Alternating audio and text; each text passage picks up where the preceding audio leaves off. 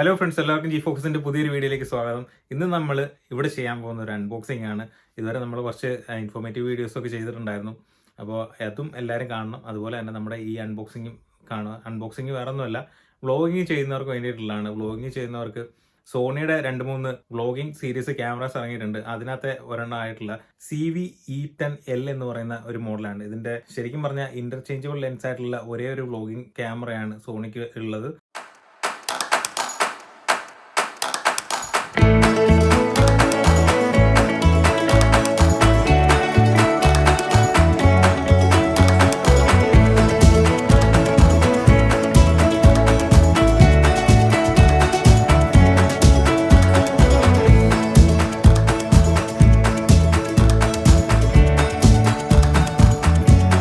Friends, അപ്പോൾ നമുക്ക് ഈ ഒരു ബോക്സിലാണ് ആമസോൺ നമ്മുടെ ക്യാമറ സെൻഡ് ചെയ്തിട്ടുള്ളത്.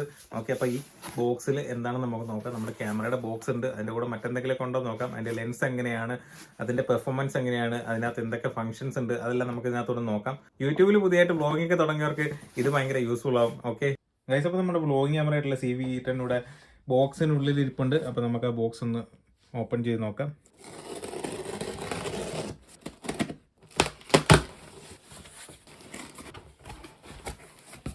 ആമസോണിൻ്റെ ബോക്സിനകത്ത് ക്യാമറ വെച്ചിട്ടുണ്ട്. അതുപോലെ തന്നെ അങ്ങോട്ടും മൂവ് ചെയ്യാതിരിക്കാൻ വേണ്ടി കുറച്ച് പേപ്പേഴ്സൊക്കെ വെച്ചിട്ടുണ്ട്. ഓക്കെ, സെക്യൂരിറ്റി ആണെങ്കിൽ നമുക്ക് ഇതൊക്കെ എടുത്ത് സൈഡിലോട്ട് മാറ്റി വെക്കാം. അപ്പോൾ നമ്മുടെ ക്യാമറ ഇങ്ങോട്ട് പോട്ടെ. ഇതാണ് നമ്മുടെ ക്യാമറ. ഓക്കെ ഫ്രണ്ട്സ്, അപ്പോൾ നമ്മുടെ ക്യാമറ ബോക്സ് ഇങ്ങനെയാണ് കൊടുത്തേക്കുന്നത്. ക്യാമറയുടെ സൈസിനനുസരിച്ച് തന്നെ ചെറിയൊരു ബോക്സാണ് കൊടുത്തിട്ടുള്ളത്. ZV E10 എന്നിവിടെ സൈഡിൽ എഴുതിയിട്ടുണ്ട്. ഓക്കെ, ഇതാണ് നമ്മുടെ മോഡൽ നമ്പർ. അതുപോലെ ഫ്രണ്ട് സൈഡിൽ ക്യാമറയുടെ ഒരു മോഡൽ കാണിച്ചിട്ടുണ്ട്. അതുപോലെ അതിൻ്റെ മോഡൽ നമ്പർ ഫ്രണ്ടിലും കൊടുത്തിട്ടുണ്ട്. അതിൻ്റെ അകത്ത് എന്തൊക്കെയാണ് സ്പെഷ്യൽ ഫീച്ചേഴ്സ് എന്നുള്ളത് ഇതിൻ്റെ ബാക്ക് സൈഡിൽ എഴുതിയിട്ടുണ്ട്. അതുപോലെ തന്നെ മെയിനായിട്ടൊരു കാര്യം എഴുതിയിട്ടുണ്ട്, മെയ്ഡ് ഫോർ വ്ളോഗിങ്. ഇവിടെ നമ്മുടെ വലിയ അക്ഷരത്തിൽ തന്നെ എഴുതിയിട്ടുണ്ട്. എന്താ വെച്ചാൽ ഇത് വ്ളോഗിങ്ങിന് വേണ്ടിയിട്ട് ഒപ്റ്റിമൈസ് ചെയ്ത് ഇറക്കിയിട്ടുള്ള ഒരു മോഡലാണ്.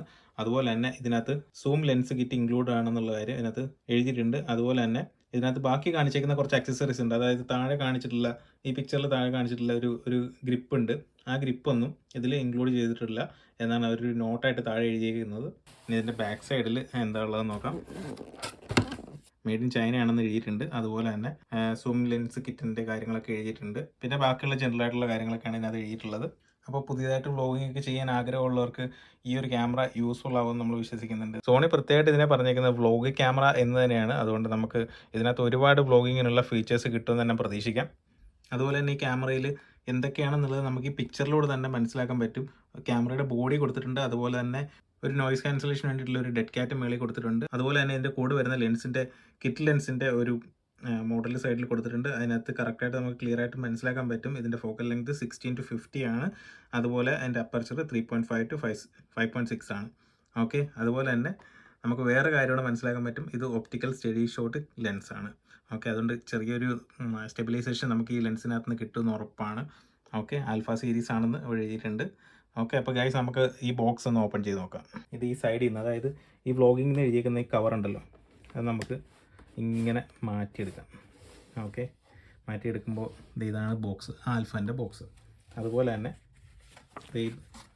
ഈ നമ്മൾ മുകളിൽ നിന്ന് മാറ്റിയെടുത്ത കവർ ഇത്രേ ഉള്ളൂ. അത് വേറെ ഒന്നുമില്ല, ജസ്റ്റ് ഒരു കവർ മാത്രം. ഓക്കെ, അപ്പോൾ നമ്മൾ കവർ മാറ്റുമ്പോൾ തന്നെ അതിൻ്റെ ഒരു വാറണ്ടി കാർഡ് ഉണ്ട്. വാറണ്ടി കാർഡ് 1 year എക്സ്റ്റൻഡഡ് വാറണ്ടിയാണ് ഇതിനകത്ത് എഴുതിയിരിക്കുന്നത്. ഓക്കെ, നമ്മളിത് ഓൺലൈനിൽ രജിസ്റ്റർ ചെയ്യണം. അതായത് സോണിയുടെ വെബ്സൈറ്റ് ഉണ്ട്, അതിനകത്ത് ഓൺലൈനിൽ രജിസ്റ്റർ ചെയ്യണം. ഓക്കെ, പിന്നെ അതിൻ്റെ രജിസ്ട്രേഷൻ്റെ ഇൻസ്ട്രക്ഷൻസും കാര്യങ്ങളൊക്കെ എഴുതിയിട്ടുണ്ട്. അത്രേ ഉള്ളൂ ഫസ്റ്റ് കാണുന്ന ഈ ഒരു ചെറിയൊരു പേപ്പറിനകത്ത് കാണിച്ചിട്ടുള്ളത്. അത് ഇവിടെ ഇരിക്കട്ടെ. ഓക്കെ ഗൈസ്, അപ്പോൾ നമുക്ക് അൺബോക്സ് ചെയ്യാനുള്ളത്. ഇവിടെ ആൽഫ എന്ന് കൊടുത്തിട്ടുണ്ട്. അതുപോലെ തന്നെ ഫ്രണ്ടിൽ സോണി എന്ന് കൊടുത്തിട്ടുണ്ട്, ഇതിൻ്റെ ബ്രാൻഡ് സോണി. അപ്പോൾ നമുക്ക് ഇത് ഓപ്പൺ ചെയ്യാം.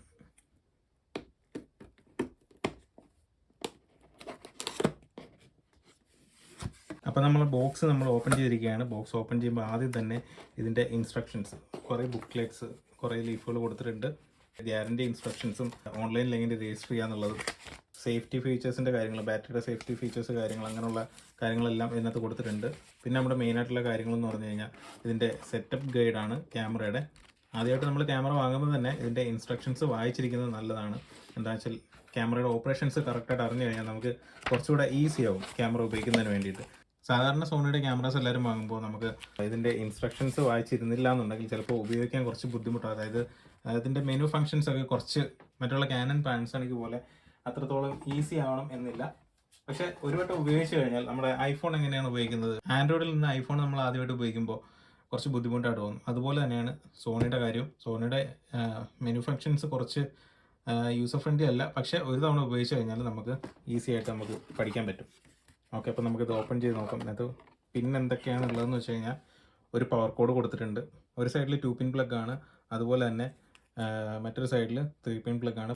അതിനുശേഷം നമ്മുടെ മുമ്പ് പറഞ്ഞ നമ്മുടെ ഡെഡ് ക്യാറ്റ് കൊടുത്തിട്ടുണ്ട്. ഡെഡ് ക്യാറ്റ് ഇത് വിൻ നോയ്സ് ഒക്കെ കുറയ്ക്കുന്നതിന് വേണ്ടിയിട്ട് നല്ല സ്മൂത്ത് ആയിട്ടുള്ള ഒരു ഡെഡ് ക്യാറ്റ് ആണ് കൊടുത്തിട്ടുള്ളത്. അതിനുശേഷം നമ്മുടെ ബോക്സിനകത്തുള്ള ഒരു USB-C കേബിളാണ്. ഓക്കെ, അടുത്തായിട്ട് ഒരു പവർ കോഡാണുള്ളത്. അപ്പോൾ 2 ടൈപ്പിലുള്ള പവർ കോഡാണ് ഇതിൻ്റെ ബോക്സിനകത്ത് കൊടുത്തിട്ടുള്ളത്. ഓക്കെ, ഇപ്പോൾ നമുക്ക് മൾട്ടിപ്പിളായിട്ട് യൂസ് ചെയ്യാം. പല സ്ഥലങ്ങളിൽ പോകുമ്പോൾ പല സ്ഥലത്തും പല രീതിയിലുള്ള പ്ലഗ് ആയിരിക്കും ഉള്ളത്. അപ്പോൾ നമുക്ക് 2 ടൈപ്പ് പ്ലഗ് എന്തായാലും ഇതിൽ കൊടുത്തിട്ടുണ്ട്. അതുപോലെ തന്നെ ഇതിനകത്ത് നെക്സ്റ്റ് ഉള്ളതെന്ന് പറഞ്ഞു കഴിഞ്ഞാൽ ഒരു ബാറ്ററി കൊടുത്തിട്ടുണ്ട്.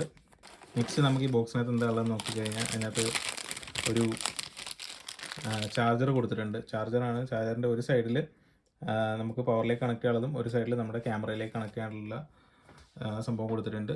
ചെറുതാണ്, നമുക്ക് ജസ്റ്റ് ട്രാവൽ ചെയ്യുമ്പോഴൊക്കെ ക്യാരി ചെയ്യാനൊക്കെ എളുപ്പമാണ് ഇതുപോലെ ചാർജറൊക്കെ. ഓക്കെ, സാധാരണ നമ്മൾ ഓരോ ക്യാമറകളൊക്കെ വാങ്ങുമ്പോൾ ഭയങ്കര ഹെവി ആയിട്ടുള്ള ചാർജേഴ്സൊക്കെ ആയിരിക്കും നമുക്ക് കിട്ടുന്നത്. നെക്സ്റ്റ് ഈ ബോക്സിനകത്തുള്ളത് എന്താണെന്ന് നോക്കി കഴിഞ്ഞാൽ സോണിയുടെ ഒരു ടാഗ് കൊടുത്തിട്ടുണ്ട്. അപ്പോൾ ലാസ്റ്റ് ഈ ബോക്സിനകത്തുള്ളതെന്ന് പറഞ്ഞു കഴിഞ്ഞാൽ നമ്മുടെ ക്യാമറയാണ്. ക്യാമറ അപ്പോൾ നമ്മൾ പുറത്തെടുക്കുകയാണ്. ഓക്കെ, അപ്പോൾ ഈ ബോക്സിൽ ഇനി മറ്റൊന്നുമില്ല, അതുകൊണ്ട് നമുക്ക് ഈ ബോക്സ് ഒന്ന് മാറ്റി വെക്കാം. ഗൈസ്, അപ്പോൾ ബോക്സിനകത്ത് നിന്ന് നമ്മൾ ക്യാമറ എടുത്ത് കഴിയുമ്പോൾ ഇതുപോലൊരു കവറിനുള്ളിൽ നല്ല രീതിയിൽ പാക്ക് ചെയ്ത് വെച്ചിട്ടുണ്ട്. അപ്പോൾ പാക്കിങ് നമുക്കൊന്ന് ഓപ്പൺ ചെയ്ത് നോക്കാം.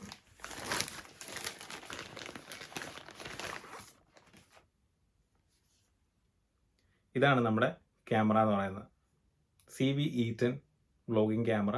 ഇതിൻ്റെ ബാക്ക് സൈഡിൽ ഇതിൻ്റെ കറക്റ്റ് മോഡൽ നമ്പർ കാര്യങ്ങളൊക്കെ എഴുതിയിട്ടുണ്ട്. അതുപോലെ ഇതിൻ്റെ സൈസ് കണ്ടോ, നമ്മുടെ കയ്യിൽ ഒതുങ്ങുന്നതാണ്.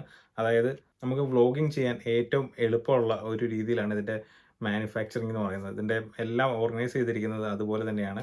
ശരിക്കും മുമ്പ് നമ്മുടെ കയ്യിലുണ്ടായിരുന്ന ക്യാമറയുടെ ഒരു ചെറിയ രൂപം എന്ന് തന്നെ പറയാം, പക്ഷേ സെയിം സ്പെസിഫിക്കേഷനാണ്.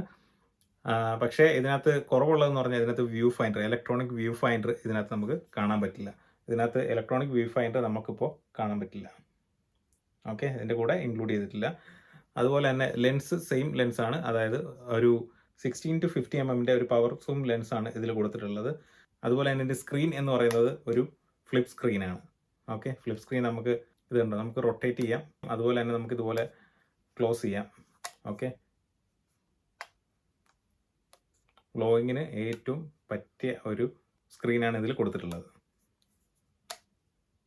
പിന്നെ ഇതിൻ്റെ മെയിൻ ഫംഗ്ഷനാലിറ്റി എന്ന് പറഞ്ഞാൽ ഇതിനകത്ത് നമുക്ക് 4K നമുക്ക് റെക്കോർഡ് ചെയ്യാൻ സാധിക്കും. അതുപോലെ തന്നെ നമുക്ക് വ്ളോഗിങ്ങിന് ഏറ്റവും ആവശ്യമുള്ളത് നല്ല സൗണ്ട് ക്വാളിറ്റിയാണ്.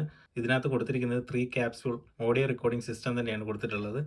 അതുപോലെ തന്നെ വീഡിയോ റെക്കോർഡ് ചെയ്യുന്നതിന് വേണ്ടിയിട്ട് ഡെഡിക്കേറ്റഡ് ബട്ടൺ ഉണ്ട്, പിന്നെ ഒരു കസ്റ്റം ഫംഗ്ഷൻ ബട്ടൺ ഉണ്ട്, അതുപോലെ തന്നെ ഓൺ ഓഫ് ബട്ടൺ ഉണ്ട്, slow motion photo mode change ചെയ്യുന്നതിന് വേണ്ടിയിട്ട് ഒരു ബട്ടൺ ഉണ്ട്, അതിനുശേഷം റൊട്ടേറ്റ് ചെയ്യുന്ന വേറെ ബട്ടൺ കൂടെ കൊടുത്തിട്ടുണ്ട്. എന്തിനൊക്കെയാണ് നമുക്ക് പിന്നീടുള്ള നമ്മുടെ റിവ്യൂസിലൊക്കെ നമുക്ക് നോക്കാം. അതുപോലെ തന്നെ ഇതിലൊരു zoom in zoom out button കൊടുത്തിട്ടുണ്ട്. ഇതിൻ്റെ ലെൻസ് നമ്മൾ മുമ്പ് നോക്കിയതുപോലെ തന്നെ പറഞ്ഞ പോലെ തന്നെ ഒപ്റ്റിക്കൽ സ്റ്റഡി സ്റ്റെബിലിറ്റി ഉള്ളതാണ്. അപ്പോൾ നമുക്ക് കുറച്ച് സ്റ്റെബിലൈസേഷൻ ഈ ലെൻസിനകത്ത് നമുക്ക് കിട്ടുമെന്ന് ഉറപ്പാണ്. ഇപ്പോൾ ഈ ക്യാമറയുടെ ബാക്ക് സൈഡിൽ നമ്മൾ നോക്കിക്കഴിഞ്ഞാൽ ഇതിൻ്റെ ബാക്ക് സൈഡിൽ ഒരു റൗണ്ട് ബട്ടൺ ഉണ്ട്. അതിനകത്ത് ഒരു സൈഡിൽ ഡിസ്പ്ലേ, ഒരു സൈഡിൽ ISO സെറ്റ് ചെയ്യാനുള്ളത്, അതുപോലെ തന്നെ ഒരു സൈഡിൽ വൈറ്റ് ബാലൻസ് സെറ്റ് ചെയ്യാനുള്ളത്, ടൈമർ സെറ്റ് ചെയ്യാനുള്ളത്, അതുപോലെ തന്നെ ഫംഗ്ഷൻ പ്ലേ ബട്ടൺ ഉണ്ട്, അതുപോലെ തന്നെ ഡിലീറ്റ് കീ ഉണ്ട്. അങ്ങനെയുള്ള ഒരുപാട് കീസ് കൊടുത്തിട്ടുണ്ട്. അതുപോലെ തന്നെ മെനു സെലക്ട് ചെയ്യുന്നതിന് വേണ്ടിയിട്ടുള്ള ഒരു കീയും കൊടുത്തിട്ടുണ്ട്. ഓക്കെ, മുകളിൽ ഹോട്ട് ഷൂ ഉണ്ട്, നമ്മുടെ മൈക്ക് ഉണ്ട്. ഇത് ZV E10 4K ആണെന്നുള്ള കാര്യം പ്രത്യേകം ബാക്ക് സൈഡിൽ എഴുതിയിട്ടുണ്ട്. അതിനുശേഷം നമ്മൾ ഇതിൻ്റെ റൈറ്റ് സൈഡിലേക്ക് നോക്കുകയാണെന്നുണ്ടെങ്കിൽ റൈറ്റ് സൈഡിൽ ഒരു മൈക്ക് കണക്ട് ചെയ്യുന്നതിനായിട്ടുള്ള പോർട്ട് കൊടുത്തിട്ടുണ്ട്. ഒന്ന് ഓപ്പൺ ചെയ്ത് നോക്കാം. പ്ലാസ്റ്റിക്കിൻ്റെ ഒരു ഡോറാണ് ഇതിൽ കൊടുത്തിട്ടുള്ളത്, പക്ഷേ എന്നാലും ഡ്യൂറബിൾ ആണെന്ന് തോന്നുന്നു. നമുക്കിതിൽ ഈ റെഡ് കളറിൽ കാണുന്നതാണ് മൈക്കിൻ്റെ പോർട്ട് എന്ന് പറയുന്നത്. ഓക്കെ, അപ്പോൾ നമുക്കത് ക്ലോസ് ചെയ്ത് വെക്കാം. അതുപോലെ തന്നെ ഇതിൻ്റെ തൊട്ട് താഴെ കൊടുത്തിട്ടുള്ളത് നമ്മുടെ HDMI, അതുപോലെ തന്നെ HDMI കണക്ട് ചെയ്യാനുള്ള പോർട്ടും, അതുപോലെ തന്നെ USB കണക്ട് ചെയ്യാനുള്ള പോർട്ടും, അതുപോലെ തന്നെ ഇതിൻ്റെ ഒരു പ്രീമിയം ഫീച്ചറായിട്ട് കൊടുത്തിട്ടുള്ള ഒരു ഹെഡ്സെറ്റ് നമുക്ക് കണക്ട് ചെയ്യാൻ പറ്റുന്ന ഒരു ഓപ്ഷനാണ്. അപ്പോൾ ഹെഡ്സെറ്റ് കണക്ട് ചെയ്യുമ്പോൾ നമുക്ക് ലൈവായിട്ടുള്ള ഓഡിയോ റെക്കോർഡ് ചെയ്യുന്നത് അപ്പോൾ തന്നെ നമുക്ക് കേൾക്കാൻ സാധിക്കും. എത്രത്തോളം ക്വാളിറ്റി ഉണ്ടെന്നുള്ള കാര്യം നമുക്കപ്പോൾ തന്നെ മനസ്സിലാക്കാൻ സാധിക്കും. അപ്പോൾ നമുക്ക് ഈ കാണുന്ന USB-C പോർട്ടിലൂടെ നമുക്ക് ചാർജ് ചെയ്യാൻ സാധിക്കും. ബാറ്ററി ഇതിനുള്ളിൽ ഇട്ട് തന്നെ നമുക്ക് ചാർജ് ചെയ്യാം. അതുപോലെ തന്നെ അതൊരു വെബ് ക്യാമായിട്ട് നമുക്ക് യൂസ് ചെയ്യാവുന്നതാണ്. ഓക്കെ, നമ്മുടെ PC കണക്ട് ചെയ്താൽ മതി, വെബ് ക്യാമായിട്ട് യൂസ് ചെയ്യാം. മറ്റുള്ള ആൽഫ സീരീസിലുള്ള ക്യാമറകളെക്കാട്ടിലും സൈസ് വളരെ കുറവാണ്. ഓക്കെ, നമുക്ക് കണ്ടാൽ തന്നെ അറിയാം, വളരെ ഹാൻഡിയാണ് ഗൈസ്. അപ്പോൾ നമ്മൾ ചാർജ് ചെയ്തതിനു ശേഷം ഈ ക്യാമറ നമുക്ക് ഓൺ ചെയ്യാം. ഓക്കെ, അപ്പോൾ നമ്മൾ ഇത് ചാർജ് ചെയ്യാൻ വെക്കാൻ പോവാണ്. ഓക്കെ ഗൈസ്, അപ്പോൾ ഈ അൺബോക്സിങ് പുതിയതായിട്ട് യൂട്യൂബ് ചാനൽ തുടങ്ങി പുതിയ ക്യാമറയൊക്കെ വാങ്ങാനിരിക്കുന്നവർക്ക് ഒരുപാട് യൂസ്ഫുൾ ആവുമെന്ന് വിശ്വസിക്കുന്നുണ്ട്. എന്തായാലും നമ്മുടെ ക്യാമറ ഓപ്പൺ ചെയ്ത് അൺബോക്സ് ചെയ്യുന്നത് കണ്ടു. അപ്പോൾ ഇനിയും ഇതിൻ്റെ വീഡിയോസ് കാര്യങ്ങളൊക്കെ കാണുന്നതിന് വേണ്ടിയിട്ട് നമ്മുടെ ചാനൽ സബ്സ്ക്രൈബ് ചെയ്ത് വെക്കുക. അതുപോലെ തൊട്ടടുത്തുള്ള ബെല്ലൈക്കൺ കൂടെ പ്രസ് ചെയ്തേക്കുക. ഇനി നമുക്ക് ഒരുപാട് വീഡിയോസായിട്ട് കാണാം. ഓക്കെ ഗൈസ്, അപ്പം ബൈ.